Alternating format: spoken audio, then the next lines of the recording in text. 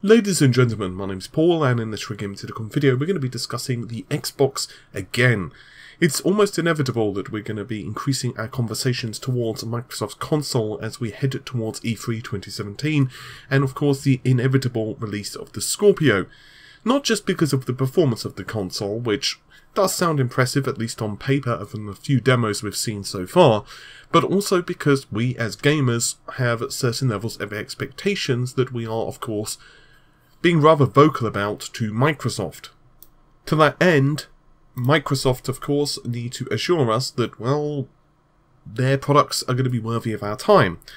One of the key criticisms of the Xbox, of late anyway, is lack of first-party titles which are going to be released on the machine.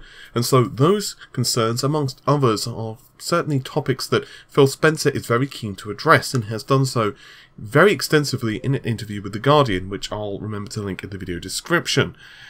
So I'm going to read out an excerpt of a quote. Right now our focus is really on the content that we're building. I know I get some community pushback on our first party slate and what position we're in, and I want to say that, well, the same level of commitment you felt from myself and from my team as we've evolved the platform the last few years, as we've evolved the service the last few years, as we've evolved and innovated hardware the last few years, is going on with our first party.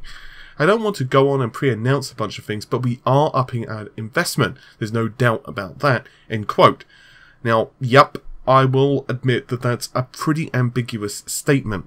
And it's almost fair to say that if you're an Xbox fan, it's very hard to argue that, well, their lineup is just not as good as Sony's in terms of the first party. It's an unfortunate thing, and I say that not because I really support one console over the other. I don't. I own both, and quite frankly I'm more of a PC gamer, as regular viewers know. But I say it from the point of view of, well, I want excellent games across both platforms. However, Microsoft do have the financial clout to really push the investment towards first-party IPs, which obviously is, well, infinitely preferable to let's say, well, I don't know, buying time-limited exclusives, or perhaps getting outside studios to create games for you. Phil also goes on to say that Zelda and Horizon Zero Dawn don't have as much of an impact as possibly they used to. Now, what he means by that, of course, is story-driven games. In other words, when you have service-based games, that is to say titles which you can have, you know, inevitable, constant and consistent content updates for, you can keep the player invested.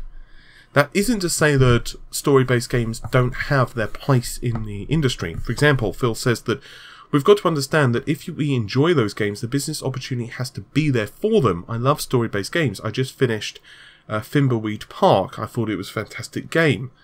Inside was probably my favourite game of last year. As an industry, I want to make sure both narrative-driven single-player games and service-based games have the opportunity to succeed. I think that's critical for us. Now, what he's basically saying is that yes, Zelda is of course a financial success. For heaven's sake, if you look at the sales figures of Zelda, it's basically the only thing that's really selling the Switch in the minds of a lot of people. I know some people have bought the Switch if it had no games on launch, and I know some people probably haven't bought Zelda. There's probably one or two people, but on average there was actually more Zelda copies being sold than what there is Switches, which is very interesting. I have a few theories as to that. It might actually be to do with emulation with CMU. I wouldn't be surprised if some people are just buying the copy early, emulating on CMU, and basically going from there. Although CMU, to be fair, is of course for the Wii U, so who knows. Anyway, enough about that. The fact of the matter is that, well, I do believe that story-based games are very important, but it is very hard to argue with the ridiculous amount of DLC and microtransactions that, let's say, is riddled in FIFA, which is the prime example he mentions in the Guardian article. Now, I am, of course, going to venture very much into personal territory here, but personally, I used to be very into service-based games, I guess technically, when you say games like World of Warcraft, which I used to play.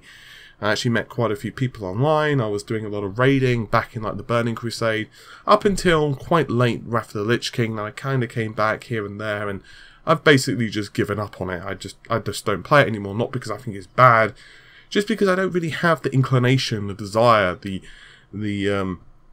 time, actually, to be fair, to really sink into the game. And now, a lot of the time, I just can't make commitments in time. So, for example, if there's a raid coming on, like, let's say we used to raid at 5 PM, or actually it was about 6 PM every other day, I believe it was. But, you know, a lot of the time, because I was a raid leader, I had to make commitments. So, for example, I would have to be in my chair, basically, by 6 PM, ready with all of the stuff that I needed in that raid. So, in other words, you know, flasks. You've got all of course, your pots, like magic pots, whatever you need.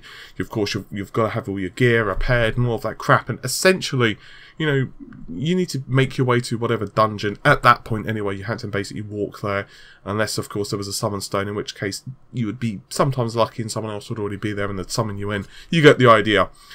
It was essentially a time commitment, and I had to say that I would be there on those days. Now I just can't do that. Not just because of RGT, but just generally. Sometimes I'm just too tired because I've just come from the gym, or because I've had meetings with clients, or just, you know, whatever. I just don't have the time to do it. That isn't to say that, you know, there's not a huge market for that. There is. But personally, even games like online titles like, let's say, Counter-Strike. I used to be really into CS back in the day. I used to play extensively on Counter-Strike 1.6, Condition 0, and a little bit of Source, and you can see how long ago that actually was for me. It was quite a while. In fact, in some of the gaming you can imagine, I was actually on a CRT 19-inch monitor with a GeForce GTX something? I can't remember exactly which one. It might have actually been a GeForce 4 as well at some point, and I think I had a 9800 Pro and a couple of other games that I was, GPUs that I was using to play Counter-Strike with.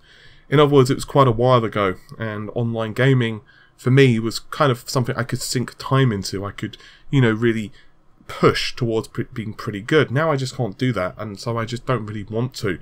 I want a game that I can just jump in, play for an hour, okay, that's good enough, and that's why, for me anyway, games such as the ones he's mentioned, like Zelda or Horizon Zero Dawn, which admittedly are open world, so you can think an awful lot of hours in, but games which, for example, are like Rise of the Tomb Raider, where you can play for like 5 hours, 6 hours, 10 hours, and have a substantial impact on the, you know, game. In other words, you could be like, say, halfway through or what have you, are very much my bag at the moment. They're much more interesting to me. However, let's just be honest here, games development is becoming more expensive. And I don't mean to hark on about this, and I do feel that some developers are taking the piss and have quite unrealistic expectations in terms of earnings.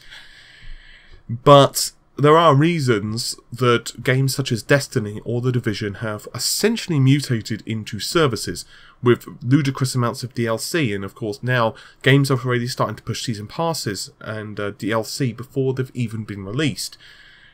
I won't even mention about Marvel vs. Capcom Infinite, which I actually feel is really taking the piss with the amount of DLC that they're actually advertising before the game really has been announced, or before we even know too much about it. I mean, yes, now some gameplay has been emerging, but beforehand the DLC was announced way before the actual game was kind of in a readily available state for us to even make any judgments on. But now to create games in like 4K, it takes even longer for developers to do that. And essentially, if you were to look at Destiny, using the figures of The Guardian, apparently it has 30 million active players, and therefore it's, and I quote, contributing generously to Activision's $1 billion a quarter in digital revenue. In other words, those players consistently put in money. But that's not something that Phil necessarily wants to do, and he does actually make very distinct points that he does not want to have, you know, gates, arbitrary gates in between single player content. So he doesn't want to gate off content too much and have it feel like there's a paywall. Actually, I'll let him describe it for me. But if I was playing a single player, a story-based game, and all of a sudden there was a paywall in the middle. I mean, I'm old enough. I remember Horse Armor, right? People had a view of, wait a minute, This is not that kind of game, and we want to open up opportunities for developers to do what they want, but I also feel that we should be able to support as an industry all types of games. I hear from gamers, I don't want microtransactions in all my games, I don't want paywalls in my games, and I think they're absolutely right to voice that opinion. I do think there are models where that makes sense, and there are just some models where it just does not make sense, end quote. I agree with him, 100%. But for me, the real story here is what are Microsoft going to be doing in terms of their single-player content, in terms of their first-party content and what they're going to be producing with those studios. So I got a little bit distracted there because a cat decided to walk onto my lap, and no, that is not a euphemism. So yeah, it's just one of those really weird things where, quite frankly, Microsoft can tell us this stuff all day long, and if they are definitely increasing their investment, if they are increasing their commitment to first-party titles, I have absolutely no problem with that. But I believe there are issues with Microsoft Xbox as a whole, and one of the big things that disappointed gamers, of course, is the cancellation of Scalebound. I don't want to hark on too much about the past, because, quite frankly, it doesn't do anything for anyone. I would much rather look towards the future, because Scalebound's gone. And short of there being some kind of buyout from one team or the other to either make it so Microsoft buy it from Platinum and then of course it's released by a different team, or whether Platinum somehow buy it from Microsoft and then they release it across different platforms, either way we're not going to get to play that game, which is unfortunate because, my opinion, it looked really kick-ass. So all we can do now is of course look to the future. What are Microsoft going to be producing? Hopefully it will be a wide variety of different games, which of course is very important for different people. Meanwhile, this is why of course the PlayStation 4 is selling so well and it's hit like 60 million units sold as of this year, which is bloody impressive. And apparently, according to Sony, they're just going to keep racking up, which is obviously not something Microsoft can do about something about in this second. But as the Scorpio is released, they do want to keep people in the Microsoft ecosystem, and moreover, they want to lure people into the Microsoft ecosystem. And ultimately, the only way they can do that is, well, games. Anyway, hopefully you've enjoyed the video. It's been a bit of a talkative one. I didn't actually think it was going to go on quite this long. But I'll see you soon. Take care. Bye for now.